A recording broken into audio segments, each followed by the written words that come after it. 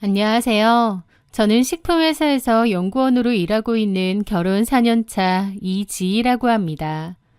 제 남편은 이름만 대면 알만한 대기업에 다니는 평범하고 성실한 직장인이었습니다. 저희는 3년이라는 연애 끝에 부부의 연을 맺었어요. 저는 워낙 타고난 성향이 매사에 조심스럽고 내성적인 편이었습니다. 반면 남편은 아주 활동적이고 사람 만나는 것을 좋아하는 활달한 성격이었죠. 서로 정반대되는 취향과 성격이었지만 오히려 그 다름이 서로의 부족한 점을 채워주는 것 같아 더욱 좋아했던 것 같습니다. 남편의 밝은 에너지가 제 조용한 일상에 활기를 불어넣어 주었으니까요. 그렇게 순탄하게 결혼식을 올리고 저는 하루라도 빨리 아이를 갖고 싶었습니다. 딸이든 아들이든 남편을 닮아 밝고 건강한 아이가 태어나면 얼마나 행복할까 상상하곤 했죠. 하지만 제 간절한 바람과는 달리 아이는 쉽게 찾아오지 않았습니다. 결혼하고 1년, 2년이 지나 3년 차가 되도록 임신 소식은 없었습니다. 매달 기대와 실망을 반복하는 일은 생각보다 훨씬 더 사람의 진을 빼놓더군요. 결국 남편과 상의 끝에 병원을 찾았고 저희는 시험관 시술을 시작했습니다. 고단한 과정이었지만 그래도 아이만 생긴다면 견뎌내려 했는데 아이는 그럼에도 잘 생기지 않더라고요. 검사 결과 남편 쪽보다는 제 쪽이 임신이 어려운 원인이 좀 더 크다는 소견을 듣게 되었습니다. 그 사실을 알게 된 날 미안함에 얼마나 눈물이 났는지 모릅니다. 남편에게도 그리고 손주를 기다리시던 시어머니에게도 고개를 들 수 없을 만큼 죄송했죠. 시어머니는 결혼 초반부터 조급한 기색을 숨기지 않으셨습니다. 손주를 빨리 보길 원하셨고 그만큼 저도 닥달을 하셨죠. 이번에는 좋은 소식 있니? 한약이라도 한 채 지어줄까? 하시며 조급해 하셨어요. 저 역시 그 압박감이 힘들었지만 저의 문제가 더 컸기에 묵묵히 견뎠습니다.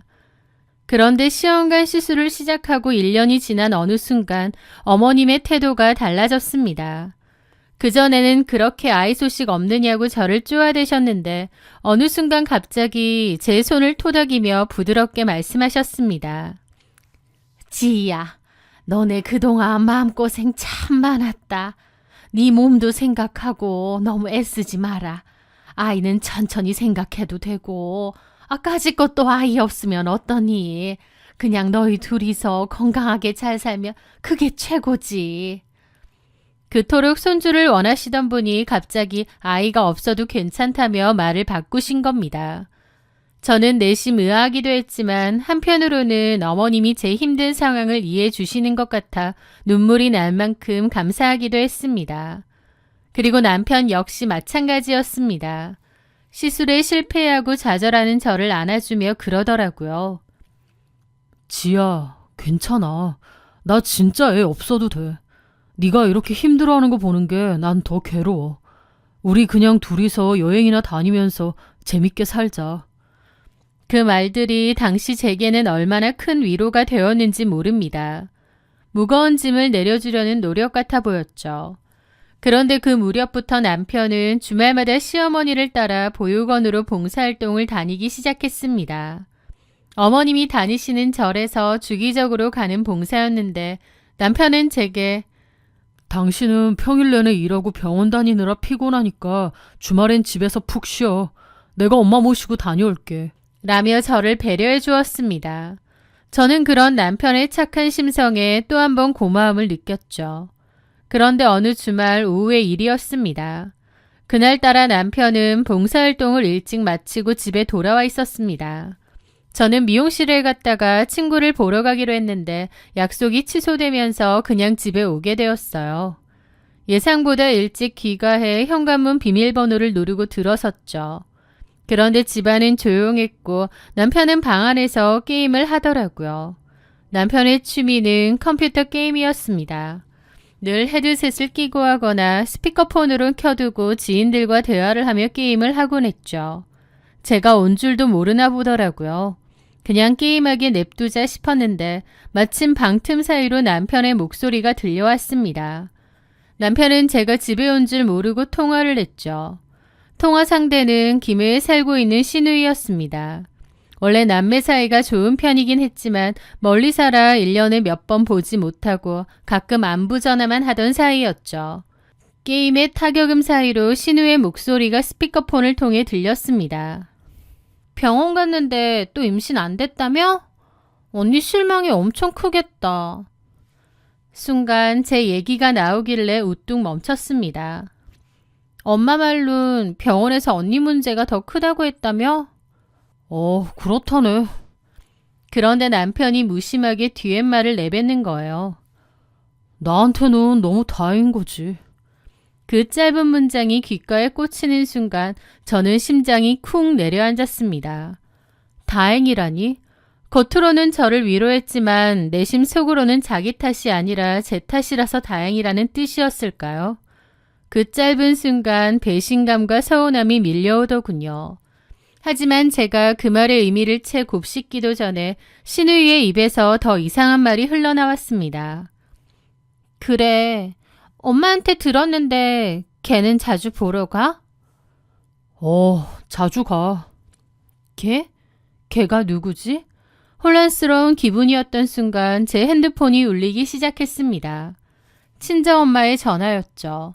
그 소리에 남편이 확 돌아보더니 저를 보더라고요. 지야, 너 언제 왔어? 왜 이렇게 일찍 와? 친구 만나서 저녁 먹고 온다더니. 당황한 기색이 역력한 남편을 보며 저는 짐짓 아무렇지 않은 척 엄마의 전화를 끊고 대답했습니다. 친구가 약속을 파토내서. 남편은 눈동자를 굴리며 제 눈치를 살피더니 조심스레 물었습니다. 좀 전에 내 통화 소리 들었어? 미선인데. 저는 가방을 내려놓으며 담담하게 말했습니다. 들었어. 근데 괜찮아. 임신 안 된 거 내 탓이 더 큰 거 맞잖아. 남편은 화들짝 놀라며 제 손을 잡았습니다. 아니야, 그런 뜻. 괜찮대도. 나 별로 신경 안 써. 그런데 남편은 눈치를 보더니 그러더라고요. 그것만 들은 거지. 아니야, 오해하지 마. 그런 뜻 아니니까. 조금 섭섭하긴 했지만 알았어 라며 그냥 넘겨버렸습니다.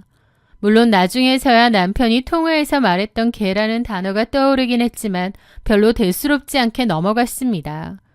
그렇게 며칠 뒤 퇴근길에 시어머니에게서 전화가 걸려왔습니다. 지희야, 이번 주말에 약속 없으면 나랑 상혁이랑 같이 보육원 봉사 한번 안 가볼래? 저는 별다른 의심 없이 흔쾌히 알겠다고 대답했습니다. 그저 시어머니와 남편의 좋은 일에 동참하고 싶은 마음뿐이었죠. 주말 아침 저는 시어머니와 남편의 차를 타고 시 외곽에 있는 조용한 보육원으로 향했습니다. 차 안에서 어머님은 콧노래까지 흥얼거리며 유독 기분이 좋아 보이셨고 남편 역시 뒷좌석에 과일과 간식 상자를 잔뜩 실은 채 들떠 있었습니다. 난임으로 우울했던 저는 봉사정신이 투철한 남편과 어머님을 보며 좋게만 생각했죠. 보육원에 도착해 원장님과 인사를 나누고 아이들이 있는 방으로 들어섰을 때였습니다. 방 한 구석에서 장난감을 가지고 놀던 자그마한 남자아이 하나가 남편의 얼굴을 보자마자 방긋 웃으며 아장아장 걸어왔습니다. 두 돌이 안 된 어린 아기였죠. 우리 희찬이 잘 지냈어? 남편은 익숙하게 그 아이를 번쩍 안아들고는 한박 웃음을 지었습니다. 시어머니 역시 아이의 머리를 쓰다듬고 애틋하게 바라보셨죠. 그런데 가만 보니 남편은 봉사활동을 하는 내내 유독 희찬이를 많이 챙겼습니다. 아이를 바라보는 남편의 눈빛에서는 꿀이 떨어지는 것 같더라고요. 지켜보는 제 가슴 한구석이 찡하게 울렸습니다. 남의 아이도 저렇게 예뻐하는데 자기 핏줄이면 오죽할까. 저 때문에 아이를 갖지 못해 남편이 아빠가 될 기회를 빼앗은 것만 같은 기분마저 들더라고요. 하지만 남편은 희찬이를 데리고 와 저한테도 안아보라고 했습니다. 희찬이를 낳는데 너무 포근하고 좋더라고요. 아이를 그토록 원했던 제가 꼭 느껴보고 싶은 기분이었죠. 그날 이후 저는 주말마다 남편과 함께 보육원을 찾았습니다. 아이들을 돌보는 일이 행복하고 뿌듯하더라고요. 그러던 어느 날 밤이었습니다. 남편이 조심스럽게 말했습니다. 지야, 우리 입양하는 거 어때? 입양? 희찬이 말이야. 희한하게 그 애가 눈에 밟히네. 난 진짜 걔가 운명 같아. 유난히 신경 쓰이는 애가 있더라고. 입양. 너무나 크고 무거운 단어였습니다. 친자식처럼 잘 키워낼 수 있을지 덜컥 겁도 났고요. 저는 남편에게 조금 더 신중하게 생각해보자고 했습니다. 그런데 이번에는 시어머니까지 나섰습니다. 지희야, 나도 희찬이가 유달리 마음이 간다. 처음 봤을 때부터 남 같지가 않더라고. 부처님이 우리한테 점지해 주신 인연이 아닌가 싶고 호적에 올리는데 애미 네가 정 부담스러우면 키우는 건 내가 도맡아 할게. 어머님도 좀 과할 정도로 희찬이의 입양에 찬성을 하시더라고요. 남편이나 어머님이나 왜 그렇게 끌린 건지 정말 인연이 있는 건지 싶기도 했습니다. 시어머니와 남편의 간절한 설득을 보며 저는 결국 마음을 열었습니다. 주변에서는 진짜 괜찮겠어? 입양은 현실이야 라며 걱정하는 소리도 있었지만 저는 담담하게 대답했습니다. 아직 어리니까 내가 엄마라고 잘 받아들일 거예요. 저도 그렇게 해야죠. 그렇게 희찬이는 공희찬이라는 이름으로 저희 부부의 호적에 올렸습니다. 희찬이가 우리 집으로 온 이후 집안에는 웃음이 끊이지 않았습니다. 남편은 퇴근하자마자 아이부터 안아주며 아들 바보를 자처했고 시어머니 역시 아이를 아꼈습니다. 저 역시 매일 밤 아이의 책을 읽어주고 잠든 얼굴을 쓰다듬으며 비록 4배 아파 낳진 않았지만 온 마음을 다해 사랑해주겠다고 굳게 다짐했습니다. 저는 정말 행복한 엄마였습니다. 하지만 제가 모르는 사이 조용하고 잔인한 진실이 숨겨져 있더군요. 희찬이가 무럭무럭 자라 4살 어린이집에 다니게 되었습니다. 그런데 아이가 커갈수록 희찬이가 양자인지 모르는 사람들이 하나같이 입을 모아 그러는 거예요. 희찬이가 아빠를 쏙 빼닮았다고 말이죠. 처음에는 그저 같이 살면 표정이나 분위기가 닮아간다는 말도 있으니 웃어 넘겼습니다. 하지만 그 빈도가 너무 잦아졌습니다. 저도 모르게 희찬이의 얼굴과 남편의 얼굴을 번갈아 쳐다보는 일이 늘어났죠. 제가 봐도 너무 비슷하더라고요. 어쨌든 피 한 방울 안 섞였는데 어떻게 골격이나 귀 모양까지 이렇게 똑같이 생길 수가 있지? 그 막연한 의구심이 의심으로 바뀌게 된 결정적인 계기는 김해에 살던 시누이가 저희 집을 방문했던 날이었습니다. 시누이에게는 희찬이보다 2살 많은 아들이 하나 있어요. 그렇게 시누이네 가족이 놀러와 거실에서 장난감을 가지고 놀고 있을 때였습니다. 저는 나란히 앉아 블록을 맞추고 있는 2 아이의 옆모습을 보고 그 자리에 얼어붙고 말았습니다. 눈매, 콧대, 심지어 분위기까지 2 아이는 친형제라고 해도 믿을 만큼 기묘하게 닮아 있었던 거예요. 그 순간 제 머릿속 깊은 곳에 봉인되어 있던 몇 년 전의 기억이 스쳐갔습니다. 남편과 신우의 통화 내용이요. 걔는 보러 가? 한 번씩 보러 가. 그리고 입양이 결정되던 날 남편이 제기했던 말. 난 진짜 걔가 운명 같아. 내 인연 같아. 우연이라고 치부하기엔 모든 퍼즐 조각이 너무나도 소름 끼치더라고요. 그날 밤 시누이네가 돌아가고 남편과 아이가 잠든 것을 확인한 저는 조용히 화장실로 들어갔습니다. 그리고 남편의 칫솔과 희찬이의 칫솔을 각각 지퍼백에 담아 밀봉했습니다. 그리고 택배로 유전자 검사 기관에 보내서 친자 확인 검사를 의뢰했죠. 말도 안 되는 오해이길 바랐습니다. 하지만 며칠 뒤 유전자 검사 결과지 파일이 도착했죠. 검사 결과 유전자에서 상호 일치하는 유전자가 확인됨. 친생자 확률 99.9%. 기가 막혀 입이 안 다물어지더라고요. 희찬이는 보육원에서 만난 운명 같은 아이가 아니었습니다. 공상혁의 진짜 친자식이었던 겁니다. 도대체 어떻게 남편의 아이가 보육원에 있는지는 몰라도 배신감이라는 단어로는 이 감정을 다 설명할 수 없었습니다. 참담한 기분으로 집에 도착하니 남편과 희찬이가 놀고 있더라고요. 평소 같았으면 흐뭇하게 미소 지으며 바라보았을 그 모습이 그 순간만큼은 세상에서 가장 소름 끼치고 역겨워 보였습니다. 저는 남편을 불렀습니다. 공상혁, 잠깐 방에 들어와. 할 얘기 있어.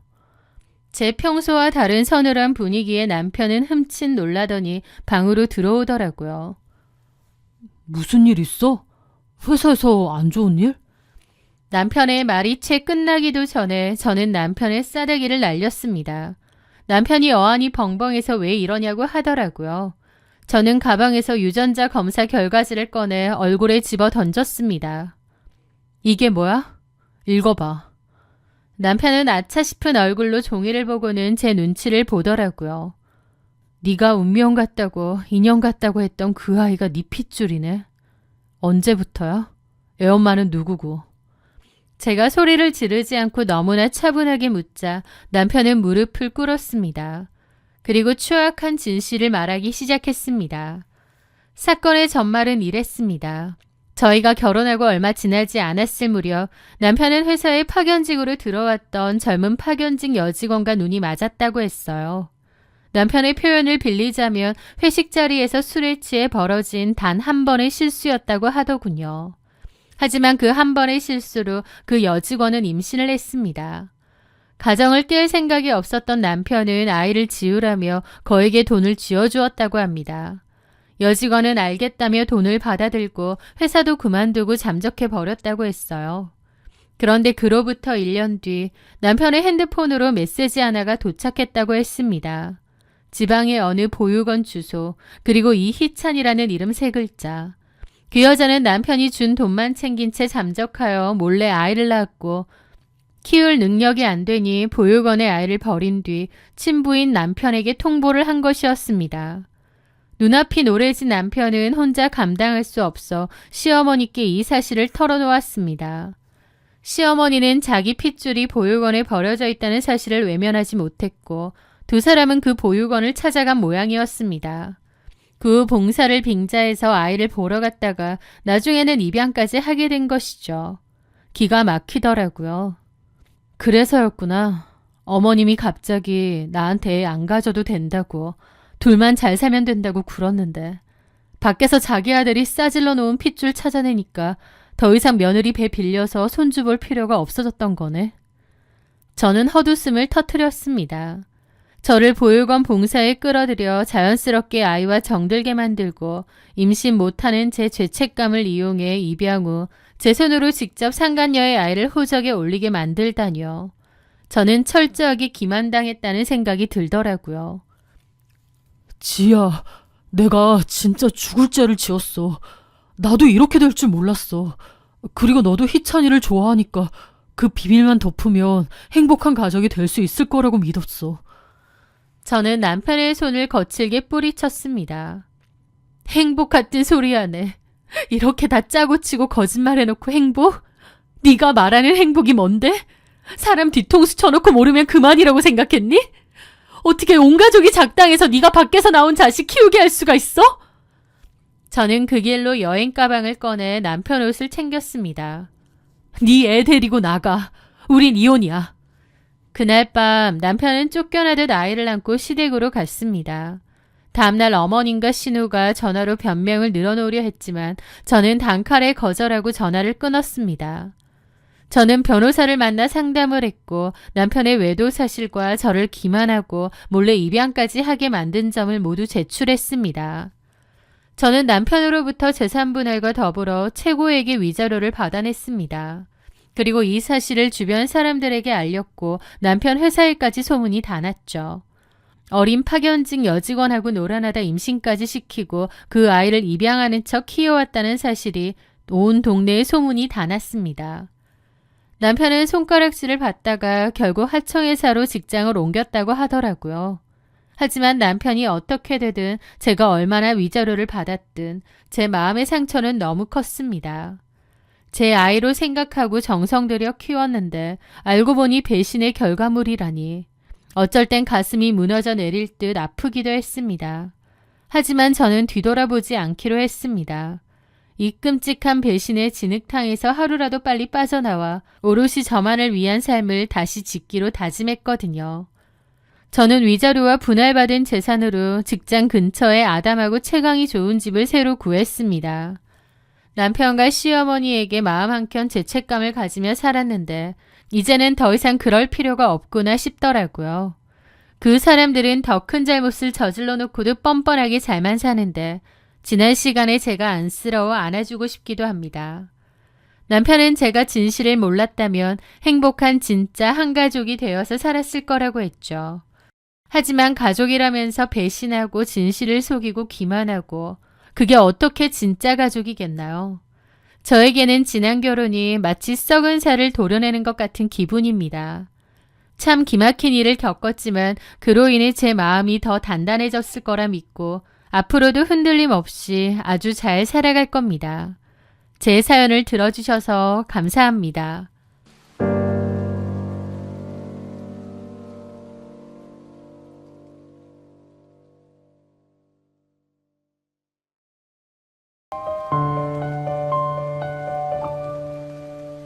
자격지심이 심한 남자와는 절대 결혼하지 말라는 어른들의 옛말이 있죠.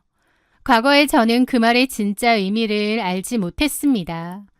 사랑으로 모든 것을 감싸 안을 수 있다고 믿었던 저의 순진한 오만함은 결국 제 발등을 찍는 가장 끔찍한 결과로 돌아왔습니다. 저는 탄탄한 중소기업을 운영하시는 부모님 밑에서 무남동녀 외동딸로 자랐습니다. 물질적으로나 정서적으로 조금의 부족함도 없이 넘치는 사랑을 받으며 구김살 없이 컸죠.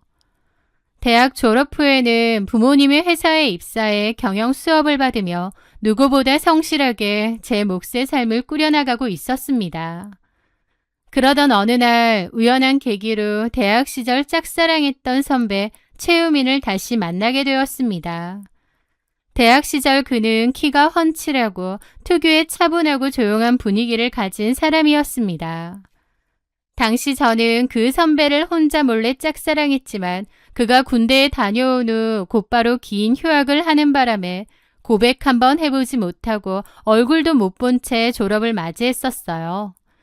그렇게 기억 한편에 묻어두었던 사람을 사회에서 우연히 다시 만나게 되니 과거에 풋풋했던 감정이 다시 피어오르는 듯 했습니다. 우리는 자연스럽게 연락을 주고받으며 연인으로 발전했어요. 저는 애교가 많고 매사에 긍정적이고 밝은 성격이었지만 우민 오빠는 무뚝뚝하고 어딘가 늘 차갑게 가라앉은 성격이었습니다. 자라온 환경 역시 완벽하게 정반대였죠. 연애가 깊어질 무렵 오빠는 제게 자신의 불우한 가정사를 고백했습니다. 아버지는 그가 어릴 적 다른 여자와 외도를 저질러 가출해버렸고 어머니마저 남편에 대한 원망으로 밖으로 겉돌며 어린 아들을 철저히 방치하고 외롭게 키웠다는 이야기였어요. 그의 어두운 과거를 듣는 순간 저는 그의 차가운 성격이 상처를 숨기기 위한 방어기제였다고 생각했습니다. 그늘진 그의 모습이 안쓰러웠고 제가 가진 밝은 에너지로 그의 상처를 보듬어주고 싶었죠. 그리고 서로의 다름은 오히려 강한 끌림이 되었습니다. 그렇게 잘 만나오던 우리는 결혼까지 약속하게 되었어요. 저희 부모님은 외동딸인 제가 평생 살 부대끼며 살 집만큼은 편안해야 한다며 부모님 소유의 60평대 아파트를 저의 신혼집으로 내어주셨습니다. 경제적인 기반이 완벽하게 갖춰진 상태에서 우리는 많은 이들의 축복 속에 결혼식을 올렸죠.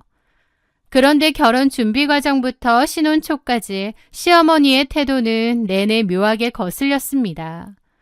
친정에서 집까지 해오면 보통의 시어머니들은 고마워하실 것 같은데 저희 시어머니는 저희 집안이 부유하고 번듯하다는 사실에 강한 컴플렉스를 느끼는 듯 했거든요. 그리고 행여나 제가 돈이 많다는 이유로 자기 아들을 무시하거나 쥐고 흔들까봐 만날 때마다 돈 많다고 사람 무시하면 못 쓴다. 남자는 길을 살려줘야 한다라며 과도하게 저를 견제하고 사사건건 예민하게 반응했습니다. 그런 게 꽤나 스트레스이기도 했지만 아들을 아끼는 마음에 나오는 노파심이려니 생각하며 좋게 좋게 넘기려 했어요. 결혼 후 1년 동안은 큰 문제 없이 평탄한 신혼생활이 이어졌습니다. 하지만 문제는 저희 부부에게 좀처럼 아이가 생기지 않으면서 시작되었습니다. 시간이 지나도 임신 소식이 없자 남편은 묘하게 예민해지기 시작했습니다. 은근슬쩍 저에게 원인이 있는 것 아니냐며 눈치를 주었죠. 그래서 저는 홀로 산부인과를 찾아 필요한 모든 난임 검사를 받았습니다. 결과는 아무런 건강상의 문제가 없으며 자연임신에 전혀 무리가 없다는 것이었어요. 저는 진단 결과를 남편에게 보여주며 내게 문제가 없으니 이번엔 당신도 병원에 가서 간단한 검사라도 같이 받아보자고 부드럽게 설득했습니다. 그런데 남편의 반응은 상식 밖이었습니다. 엄청 발끈하더라고요. 내가 거길 왜 가? 나 얼마 전 건강검진에서 신체 나이가 실제 나이보다 10살은 어리게 나올 정도로 건강하다고 했어. 나한테는 아무 문제 없으니까 사람 자존심 상하게 자꾸 검사 받으라고 강요하지 마.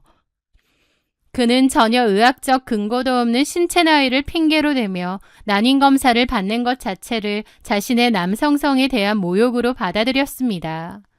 끝까지 고집을 부리며 완강하게 병원 방문을 거부하는 남편의 비협조적인 태도에 저 역시 조금씩 지쳐가고 있었죠.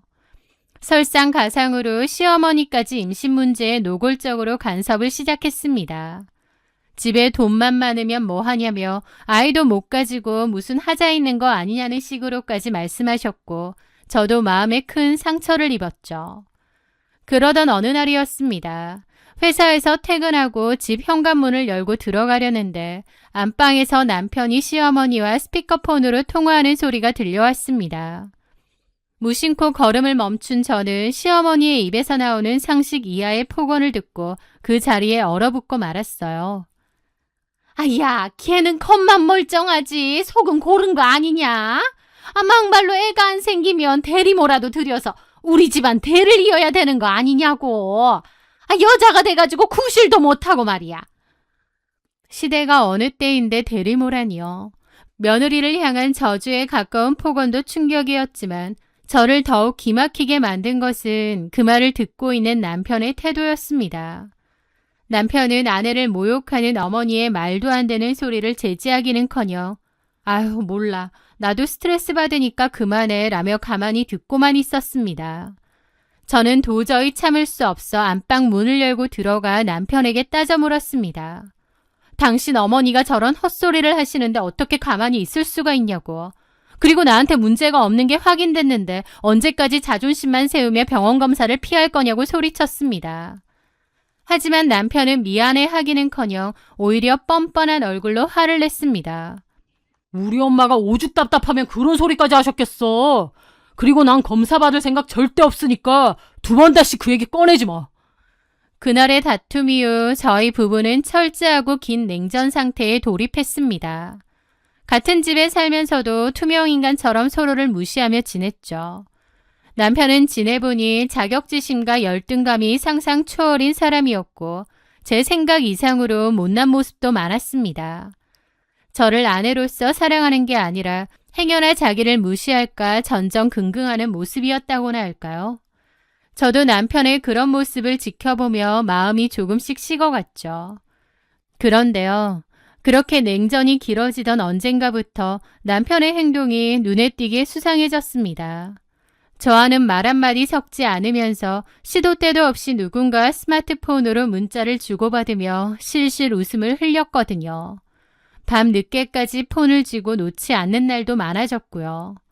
제가 슬쩍 누구랑 그렇게 연락을 하느냐고 묻자 남편은 새로 들어온 신입 직원이 업무 물어본 것뿐이야.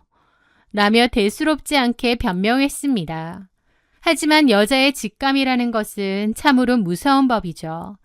제 머릿속에서는 불길한 경고음이 계속해서 울리고 있었거든요. 의심이 커져가던 중 기이한 일까지 발생했습니다. 제가 얼마 전에 큰맘 먹고 구매했던 한정판 명품 귀걸이와 고가의 가방이 감쪽같이 사라진 것입니다. 집안을 아무리 뒤져도 나오지 않아 남편에게 혹시 못 보았냐고 물어보았어요. 그러자 남편은 저를 한심하다는 듯 쳐다보며 타박했습니다. 당신이 워낙 칠칠 맞으니까 어디 밖에서 흘리고 다녔거나 잃어버렸겠지. 물건 귀한 줄 모르고 막 쓰니까 그런 거 아니야. 그리고 뭐 상관 있어? 돈도 많으면서 그까짓 거 새로 사면 그만이잖아. 장인어른한테 사달라고 해. 오히려 저의 부주의를 탓하며 화를 내는 남편의 태도에 억울함을 넘어 석연치 않은 느낌을 강하게 받았습니다. 저는 회사에서 외부 미팅이나 출장이 잦은 편이었고 야근을 하느라 늦게 들어오는 날도 많았습니다. 그리고 아무리 생각해도 집안에 누군가 다녀가지 않고서야 물건이 이렇게 증발할 수는 없었죠. 결국 저는 찝찝함을 견디지 못하고 남편 몰래 집안 거실과 드레스룸 쪽에 소형 CCTV를 설치했습니다. 회사 일이 바빠 야근과 출장을 핑계로 집을 비우는 척하며 며칠 동안 녹화된 영상을 확인해 보기로 한 것이죠. 그리고 며칠 뒤 지방 출장을 다녀오는 길에 차 안에서 휴대폰으로 CCTV 녹화본을 확인하던 저는 제 두 눈을 의심하며 경악을 금치 못했습니다. 제가 집을 비운 사이 웬 20대 후반의 여자가 자연스럽게 저희 집 도어락을 열고 남편과 함께 거실로 들어오는 모습이 찍혀 있었거든요. 남편은 바람을 피고 있었고 상대 여자를 집에 들이기까지 한 거예요. 그런데 저를 더욱 큰 충격과 구역질로 몰아넣은 것은 따로 있었습니다. 첫째, 화면 속 그 여자가 귀에 걸고 있는 귀걸이와 한 손에 들고 있는 가방은 제가 애타게 찾던 바로 그 한정판 명품들이었습니다. 남편이 제 물건을 훔쳐서 뻔뻔하게 그 여자에게 갖다 바친 것입니다. 그리고 둘째는 화면에 찍힌 그 상간녀의 얼굴이 제가 아는 사람이었다는 거예요. 제 대학교 직속 과후배인 강안나였거든요. 강안나는 대학 시절부터 집안 형편이 몹시 어렵기로 유명했던 후배였습니다. 학과 생활 내내 자신은 흙수저라며 장학금에 목숨을 걸어야 한다고 입버릇처럼 말하고 다녔죠. 주변 사람들에게 자신의 불우한 환경을 은근히 어필하며 동정심을 유발하고 선배들에게 밥이나 술을 얻어먹는 것을 당연하게 여기던 아이였습니다. 저와 개인적으로 아주 친한 사이는 아니었지만 가끔 마주치면 인사를 나누고 제가 몇 번 밥을 사주며 안쓰럽게 여겼던 기억이 납니다. 그런데 그 강한나가 다른 사람도 아닌 제 남편과 제 신혼집에서 뒹굴고 있었다뇨. 제가 출장과 야근으로 바쁘게 일하는 동안 제 남편은 그 후배를 집까지 불러들여 미래를 즐기고 제 물건을 훔쳐다 바치기까지 했던 것입니다. 그것도 솔직히 너무 찌질한 게 사주는 것도 아니고 제 물건을 훔쳐서 준다니요. 그걸 주는 남편 놈도 받는 강한나도 참 찌질하다 싶더라고요. 충격과 배신감에 손발이 떨렸지만 저는 그저 주저앉아 울고 있을 수만은 없었습니다. 이 기막힌 상황을 완벽하게 파악하고 확실한 증거를 잡아야 했어요. 저는 인터넷을 뒤져 불륜 피해자들이 모인 카페에 가입했고 그곳에서 정보를 얻어 암암리에 거래되는 스파이 앱이 있다는 것을 알게 되었습니다. 꽤 고가의 앱으로 USB에 담아 직접 설치하는 방식이었죠. 그날 밤 남편이 잠든 틈을 타 구매한 스파이 앱을 남편의 휴대폰에 몰래 설치했습니다. 그리고 다음 날부터 제 휴대폰과 연동된 그 앱을 통해 남편의 문자 메시지, 통화 내역, 메신저 대화 등을 모두 실시간으로 들여다볼 수 있게 되었어요. 스파이 앱을 통해 남편과 강한나가 나누는 대화를 지켜보면서 저는 남편이 왜 저를 두고 이런 짓을 벌였는지 그 찌질하고 저열한 심리의 바닥을 완벽하게 이해하게 되었습니다. 남편은 저와 제 친정 부모님에게 엄청난 자격지심을 느끼고 있었던 걸 어렴풋이 느꼈는데 그 대화로 확실해진 거죠. 그는 강한나와 통화를 하며 수시로 저를 깎아내렸습니다. 우리 와이프, 걔가 뭐 능력이 있어서 본부장 달고 떵떵거리는 줄 알아? 다 돈 많은 부모 만나서 금수저 물고 태어난 덕이지. 팔자 좋게 사는 거 보면 가끔 역겨워. 자신의 불우했던 가정 환경과 저의 풍족한 환경을 끊임없이 비교하며 혼자서 열등감에 시달리고 있더군요. 저희 부모님이 마련해 주신 이 60평대 고급 아파트에 지도 같이 살고 누리면서도 고마워하기는커녕 오히려 처가댁에 기죽어 산다는 피해 망상에 빠져 장인 장모를 욕하고 있었던 것입니다. 반면 강한나는 남편의 그 알량한 자존심을 채워주기에 아주 완벽한 먹잇감이었습니다. 안나는 남편에게 매일같이 앓는 소리를 했습니다. 월세가 밀렸다느니, 생활비가 없어서 라면만 먹고 있다느니, 오빠 아니면 나는 정말 어떻게 사냐느니 하며 자신의 어려운 형편을 한탄했죠. 그러면 남편은 안나에게 매달 100만 원이 넘는 생활비를 턱턱 송금해 주었고 제 명품 가방과 귀걸이까지 훔쳐다 주며 자존감을 채우는 듯 했습니다. 오빠 진짜 고마워. 오빠 아니었으면 나 진짜 어떻게 살았을지 몰라. 오빠는 내 유일한 구원자야. 진짜 멋있어. 안나가 비위를 맞추며 치켜 세워주면 남편은 그제야 자신이 무언가 대단한 능력자라도 된 것처럼 우월감을 느끼며 기뻐하는 것 같았습니다. 저에게서 느끼는 뼈저린 자격지심과 열등감을 자신보다 한참 경제적으로 궁핍한 강한나를 돈으로 통제하고 후원하며 보상받는 모양이더라고요. 아내의 명품을 훔쳐다 상간녀에게 갖다 바치며 왕노릇을 하는 남편의 심리. 정말 너무나도 찌질하고 역겨웠습니다. 자격지심이 심한 남자와는 절대 결혼하지 말라는 말이 뼛속 깊이 와닿더라고요. 아내의 배경에 자격지심을 느끼면서 처가댁의 재력은 누리고 싶고 동시에 불쌍한 여자를 만나 알량한 자존심을 채우려는 이 하찮은 남자. 모든 진실을 알게 된 순간 남편을 향한 배신감이나 슬픔은 완전히 증발해버렸습니다. 남은 것은 오직 이 기생충 같은 남자를 하루라도 빨리 제 인생에서 완벽하게 잘라내 버려야겠다는 이성적이고 냉정한 결단뿐이었죠. 저는 스파이 앱과 홈 CCTV를 통해 두 사람의 불륜 증거를 차곡차곡 수집하며 조용히 이혼 소송을 준비하고 있었습니다. 그러던 중 시어머니로부터 뜻밖의 전화 한 통이 걸려왔습니다. 예신영아, 이번 달 말일에 내 고등학교 동창회 모임이 있는데 이번에는 우리 아들네가 사는 그 넓은 집에서 모임을 할까 한다. 뜬금없는 통보였습니다. 시어머니는 제가 부모님께 받은 60평대 아파트를 마치 자기 아들 능력으로 마련한 집인 양 친구들에게 자랑하고 싶어 안달이 나 있었거든요. 내 친구들이 다들 깐깐하니까 밖에서 파는 음식 덜렁 사오지 말고 네가 직접 고급스럽게 요리 준비 좀 해놔라. 상다리 부러지게 차려서 내 체면 좀 세워줘. 기가 막혔습니다. 평소에는 며느리 기죽이려고 안달하던 분이 본인 친구들 앞에서는 번듯한 집과 능력 있는 며느리를 내세워 허세를 부리고 싶었던 것입니다. 저는 너무 황당해서 단칼에 거절하려 했습니다. 그런데 시어머니가 말한 모임 날짜를 듣는 순간 제 머릿속에서 번뜩이는 기막힌 생각이 스쳐 지나갔습니다. 시어머니가 모임을 하겠다고 통보한 그 날짜는 공교롭게도 제가 1박 2일로 지방 출장이 잡혀있는 날이었습니다. 그리고 남편의 스파이 앱을 통해 확인한 결과 그날 저녁 강한나를 신혼집으로 불러들여 밤새 데이트를 하기로 약속을 잡아둔 상태였죠.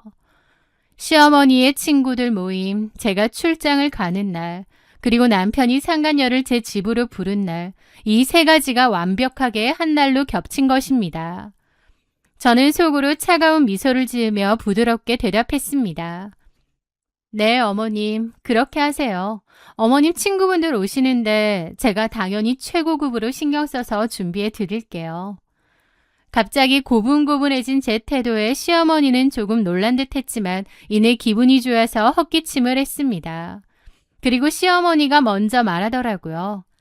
참, 우민이한테 비밀로 해라. 우민이 그놈이 알면 괜히 나한테 잔소리한다. 저야말로 바라는 바였습니다. 저는 알겠다고 하고 전화를 끊은 후 곧바로 회사에 연락해 제 지방 출장 일정을 다른 직원에게 넘겼습니다.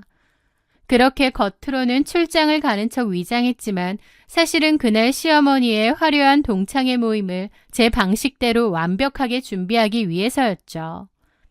마침내 약속된 모임 당일이 밝았습니다. 저는 그날 시어머니가 요구한 음식은 단 하나도 준비하지 않았습니다. 요리 대신 제가 심혈을 기울여 만든 것은 단 하나, 바로 특별한 영상이었거든요. 거실 CCTV에 찍힌 남편과 강한나의 역겨운 애정행각, 소파에서 뒹구는 모습들을 고화질로 편집하여 하나의 영상 파일로 만들었습니다. 그리고 그것을 거실의 TV에 연결해 언제든 버튼 하나만 누르면 재생될 수 있도록 세팅을 마쳤죠. 남편에게는 아침 일찍 출장을 간다고 인사하고 집을 나섰지만 그렇게 약속된 오후 6시 30분 한껏 차려입은 시어머니와 그녀의 동창 친구들 4~5명이 저희 집 거실로 우르르 들어왔습니다. 예, 신영아, 나왔다. 시어머니는 친구들 앞에서 목에 힘을 잔뜩 주고 위풍당당하게 들어오셨습니다. 친구분들은 60평대 고급 아파트의 넓고 화려한 인테리어를 보며 집이 정말 좋다, 며느리가 부잣집 외동딸이라더니 정말 대단하다며 연신 감탄을 쏟아냈습니다. 시어머니의 얼굴에는 우월감이 가득했죠. 하지만 거실로 들어선 시어머니는 이내 당황한 기색을 보였습니다. 당연히 맛있는 음식 냄새가 진동하고 상다리가 부러지도록 요리가 차려져 있어야 할 식탁 위가 텅 비어 있었기 때문입니다. 예, 이게 어떻게 된 거냐? 음식은? 당황하여 따져묻는 시어머니를 향해 저는 아주 차분하고 부드럽게 웃으며 대답했습니다. 오셨어요? 제가 요리 실력이 별로 없잖아요.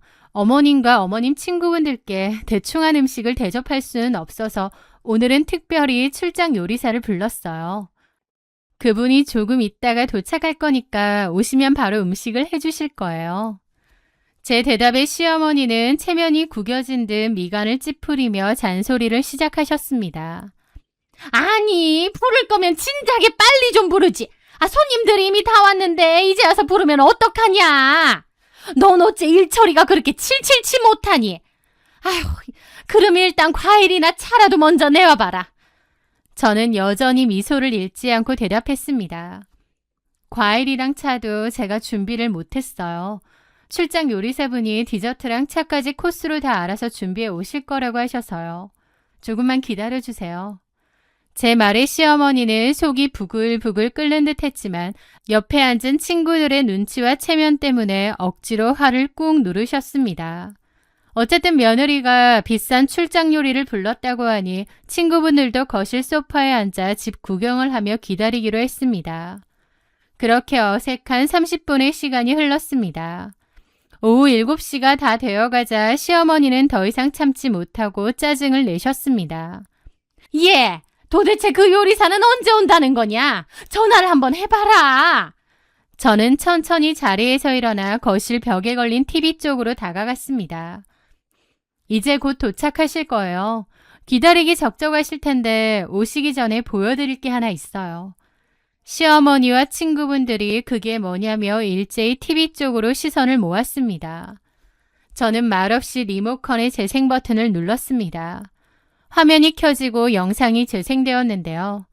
바로 제가 그들의 불륜 사실을 알게 된 CCTV 촬영 장면이었죠.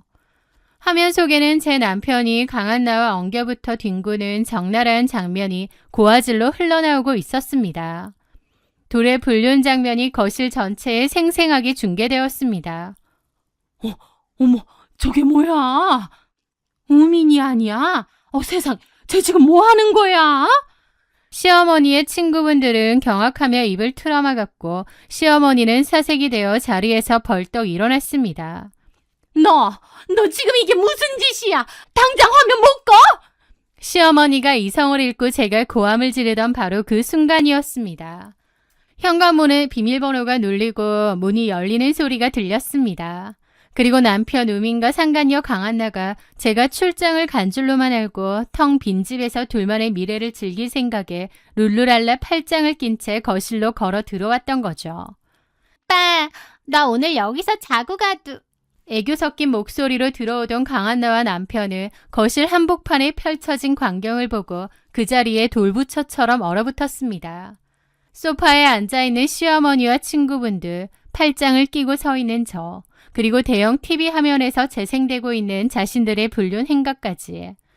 남편과 강한나는 생각지도 못한 끔찍한 상황에 입만 떡 벌린 채 아무런 말도 하지 못했죠. 저는 굳어버린 남편과 시어머니를 번갈아 보며 아주 또박또박하고 담백한 목소리로 말했습니다. 어머님, 저기 들어오는 저 여자가 어머님 아들과 바람난 여자입니다. 저는 오늘부로 어머님 아들과 이혼할 테니 앞으로 뭐 부탁하시고 싶은 게 있다면 저 여자한테 부탁하세요. 돈은 없어도 비위는 잘 맞추는 새며느리로 맞이하시면 되겠네요.